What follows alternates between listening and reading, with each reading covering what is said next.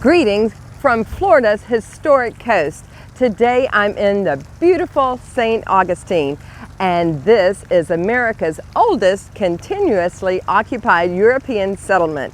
Yes, back in 1565 is when it all began, right here with the Spanish who occupied this area for a long time.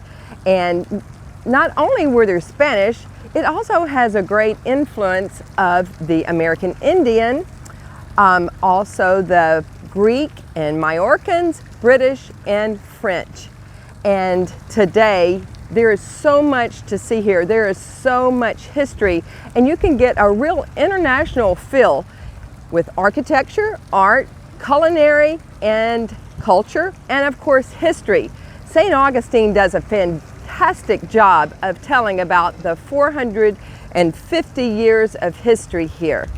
And to name a few things that we have seen would be the Fountain of Youth. And yes, that's where it all started, over by the Fountain of Youth, and also where they had the first Catholic Mass. And then you have the Castillo de San Marco, and that is a big old Spanish fort that set in a very prominent position to protect their treasured fleet from the British and also the pirates. And today, of course, it's a national monument. And you have the gorgeous lighthouse here that's very historic, that has amazing views if you will climb the 219 stairs. And then there is a great colonial quarter, and that's where the Spanish actually lived and occupied for 3 centuries.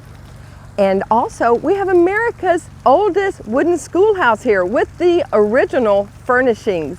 And then there's Flagler College, but it started out being the Ponce de Leon Hotel, and what a hotel it was. This is an epic building that the railroad and Standard Oil magnate Henry Flagler actually built. And this was probably one of the grandest hotels, not only in America, but the world. In fact, Henry Flagler, at that time in the late 1800s and early 1900s, was the richest man in America and the second richest man in the world, second only to the King of England. But there's so much to see here. There's so many great old things to see, but there's also a lot of great new things to see too. I think there's over 60 attractions here in St. Augustine. Who knew? One of the fun things we did is we did an eco tour with Captain Zach, and we had so much fun learning about all the things that they do here, a lot of research to protect all the marine mammals and birds in this area. And then we did other fun tours, like going to Flagler College. That is something to see, y'all. They have the largest collection of Tiffany glass in the occupied area, and this place is so ornate. Another place here is the Leitner Museum behind me, another one of Henry Flagler's. In fact, he has his handprint and footprint all over this town. He did a lot for this area. A fun tour that we enjoyed also was on the Old Town Trolley. It takes you all over the 144 square blocks of this historic district, telling you all about it. And then I loved this one also. It was a culinary tour. It was culinary wine and cocktails, and that was led by Gary, who kept us all very entertained. And then there's other things that you can do, but it's hard to make a decision. There's so much. But what is the real star of the show for 2 months out of the year? That would be the Nights of Lights. And that's something we wanted to come and see, and it is spectacular. That's when this whole area, the entire historic area, just illuminates with 300 million Christmas lights. It is a sight to see and so beautiful.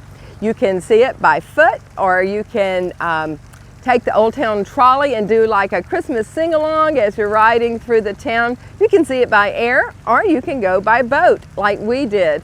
And that was on the Victory 3. And so that is something to see. Of course, National Geographic says it's one of the top 3 Christmas festivals and lights displays in the entire world. So it's something everyone should see. And if you're wondering, well, where do I stay in St. Augustine? They have the most cool accommodations, so many historic bed and breakfasts. And one of the coolest where we stayed is the Collector. And that is a great bed and breakfast. It's a luxury inn and gardens, and it's kind of like a little compound of 10 very historic homes that kind of circle around these gardens with a pool and also these great fire pits and this old place called The Well, which is their bar. I think the house we stayed in at the Collector was built back in the 1700s. It's spectacular, and I know that it's been named as one of the best bed and breakfasts in the entire country. So I cannot recommend this place enough for all seasons. It's a great vacation destination, and I cannot wait to come back. Just another travel tidbit from Travel with Terri.